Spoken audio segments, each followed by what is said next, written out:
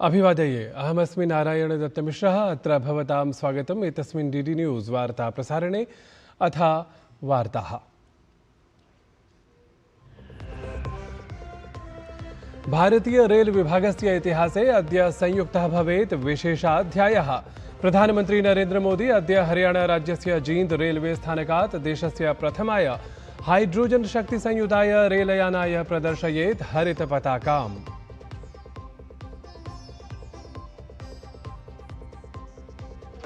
प्रधानमंत्री अद्य जालंधर नगरात् कुर्यात् 75 संख्याकानां पुनर्विकसितानां रेलवे स्थानकानाम् उद्घाटनम्।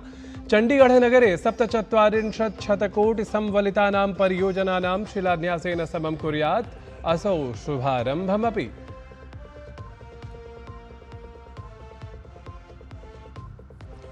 ऐषमः NEET UG इत्येतस्याः परीक्षायाः परिणामाः समुद्घुष्टाः। भूयोपि 11 लक्ष संख्याकाः अभ्यर्थिनः परीक्षायां सफलताम् अवाप्तवन्तः। अवाप्त साफल्येषु प्रत्याशिषु प्रतिशतम् 85% सन्ति बालिकाः।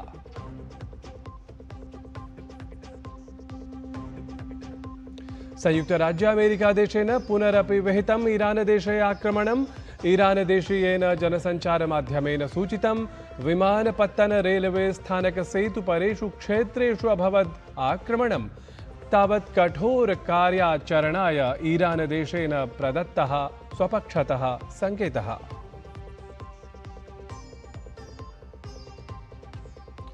अपि च जापान ओपन इत्याख्यायाः बैडमिंटन प्रतियोगितायाः प्रागुपान्त्यचक्रे अद्य पीवी सिन्धु नोजोमी ओकुहारा इत्येतयोः मध्ये स्यात् स्पर्धा। विश्वस्य प्रसिद्धां क्रीडिकां हान यू इत्येतां पराजित्य अन्तिमाष्टस्थानेषु स्थानम् अवाप्तवती PV Sindhu इत्यसौ।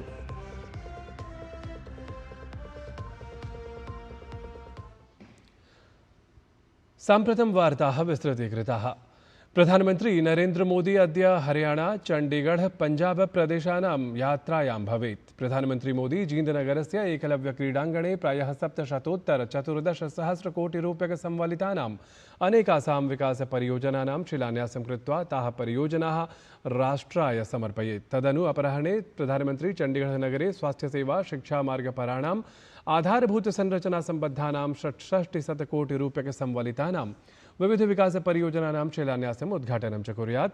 चंडीगढ़नगरस्य post graduate institute of medical education and research इत्यस्मिन् अनुसन्धानक्षेत्रे advanced mother and child centre, advanced neuro sciences centre इत्येतयोः केन्द्रयोः उद्घाटनम् अपि प्रधानमन्त्री कुर्यात्। एतस्यानन्तरं प्रधानमन्त्री जालंधर नगरं प्रति गच्छेत्, यत्र असौ सम्पर्कं यात्रिकसौकर्यं च संवर्धयितुम् अथ क्षेत्रस्य आर्थिकविकासस्य गतिं प्रवर्धयितुं च 70,405 कोटि रूप्यकाणां विकासपरियोजनानां शिलान्यासम् उद्घाटनम् अपि कुर्यात्। प्रधानमन्त्री मोदी अमृत भारत स्टेशन योजना इत्येतस्याः योजनायाः अन्तर्गतं जालंधर कैंट इत्येतत् क्षेत्रं समेत्य 75 संख्याकानां पुनर्विकसित रेलस्थानकानाम् अपि उद्घाटनम् अद्य कुर्यात्।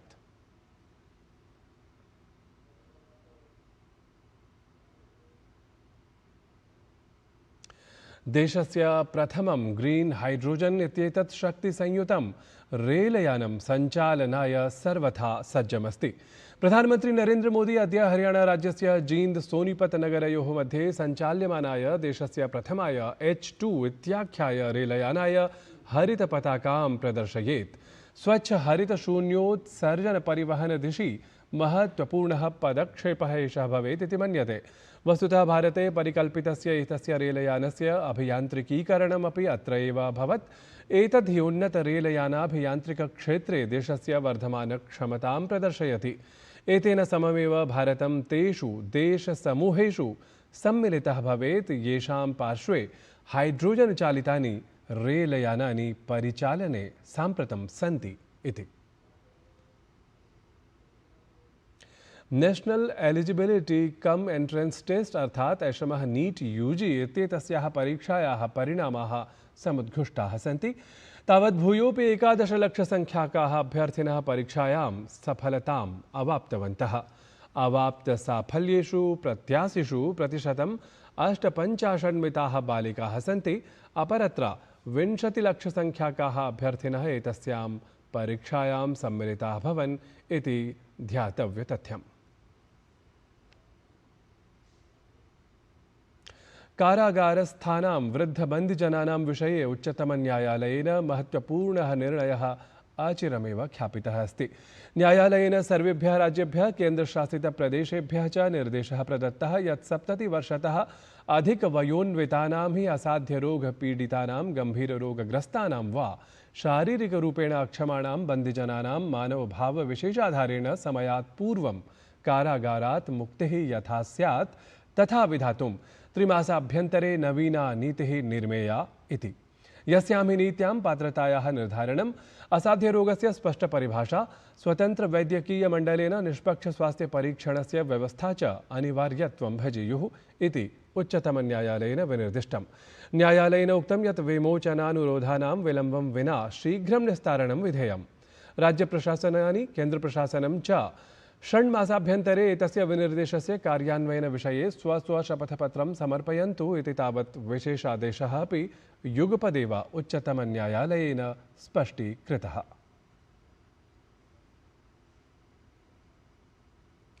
क्षेत्रीयं वायुयानाश्रितं सम्पर्कसौविध्यम् इतोपि शक्तिसमन्वितं विधातुं ह्यः राजधान्याः नवदिल्ल्याः विज्ञानभवने नागरविमाननमन्त्रालयपक्षतः उड़ान इत्याख्यायाः विशेषयोजनायाः अग्रिमचरणानां कार्यान्वयनार्थं कार्यशालाविशेषस्य आयोजनम् अभवत्।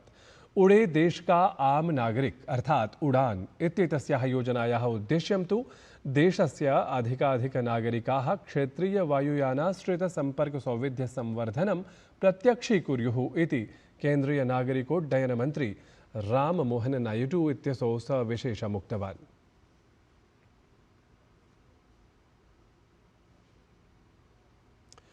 तावत् असमराज्ये जलप्लवस्थितिः अधुना अपि गम्भीरा एव दरीदृश्यते। असमराज्ये 6 जनपदेषु 37,000 जनाः जलप्लवकारणात् वस्तुतः दुष्प्रभाविताः आलक्ष्यमाणाः। असमराज्यापदाप्रबन्धनप्राधिकरणस्य सूचनानुसारं लखीमपुर, धेमाजी, शिवसागर, सोनितपुर, विश्वनाथ, जोरहाट इत्येते जनपदाः जलप्लवस्थित्या दुष्पीडिताः सन्ति। तत्रापि लखीमपुरजनपदः अत्यधिकदुष्प्रभावितः आलक्ष्यमाणः। प्रशासनेन साहाय्योद्धारकार्याणि सवेगं प्रवर्तमानानि सन्ति। तत्र दुष्प्रभावितप्रदेशेषु साहाय्योद्धारार्थं वितरणकेन्द्राणि अपि यथाशक्ति सञ्चाल्यमानानि सन्ति। प्रशासनं तावत् स्थितेः सततम् अवलोकनं कुर्वदस्ति। दूरदर्शन कमर्शियल सर्विस अर्थात DCS इत्येतेन advance Excel, data analysis and artificial intelligence tools इत्येतेषाम् उपयोगविषये विशेषप्रशिक्षणपरः जागरूकतायुतः कार्यक्रमः आयोज्यमानः अस्ति। 3 दिवसात्मकस्य एतस्य प्रशिक्षणसत्रस्य आयोजनं प्रत्यक्षाभासीयमाध्यमाभ्याम् जायमानं, यत्र अधिकसंख्यायाम् अधिकारिणः अथ कर्मचारिणः च सहभागिनः भवेयुः। प्रशिक्षणसत्रे एतस्मिन् दूरदर्शन महानिदेशालयस्य, दूरदर्शन कमर्शियल सर्विस इत्येतस्य, दिल्ल्याः दूरदर्शनकेन्द्रस्य, आकाशवाण्याः विभिन्नक्षेत्रीयकार्यालयानाम् अधिकारिणः अथ कर्मचारिणः च प्रतिभागितां भजमानाः सन्ति। आकाशवाणी दूरदर्शनयोः महानिदेशकः योगेश कुमार बावेजा इत्यसौ प्रशिक्षणकार्यक्रमस्य एतस्य शुभारम्भं विहितवान्। हमारा रोल धीरे धीरे चेंज हो रहा है, टेक्नोलॉजी चेंज हो रही है, सब कुछ चेंज हो रहा है। तो हम लोगों को AI को यूज़ करके और डाटा एनालिटिक्स को यूज़ करके हमें अपने एफिशिएंसी को इम्प्रूव करना है। अब बेसिक जो मंडेन वर्क्स थे, सिंपल वर्क्स थे, जिनके लिए हम लोग एक लेटर ड्राफ्ट करने के लिए या कोई नोट बनाने के लिए हम बहुत टाइम लगाते हैं, स्पेल चेक चलाते हैं, वो सब करते हैं। AI has made everything so easy। आप लोग जितना ज़्यादा इसको सीखेंगे, उसको अपने डेली यूज़ में लाएंगे, उससे आप लोगों की एफिशिएंसी, आपकी प्रोडक्टिविटी बढ़ेगी और आपको काम करने में बहुत सहूलियत मिलेगी।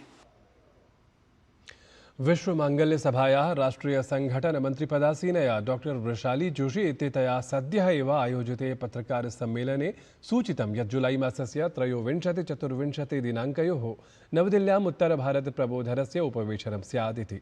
तया उक्तं यत् उपवेशनस्य मुख्यः विषयः युगानुकूलं मातृत्वम् इति भवेत्।